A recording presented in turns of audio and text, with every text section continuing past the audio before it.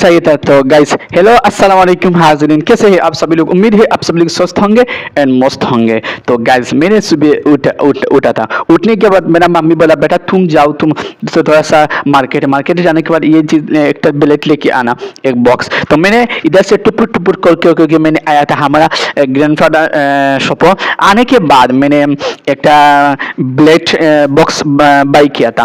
तो बाई करने के बाद मैंने हमारा ग्रैंडफादर के साथ मैंने थोड़ा सा बोल रहा था आप कैसे है, आपको रोजा रख रहा है कि। तो मेरा ग्रैंडफादर बोला था तो 26 रमजान चला गया, तो उसके बाद तुम मेरे को बता रहा है रोजा कैसा लग रहा हो। तो उसके बाद मैं थोड़ा सा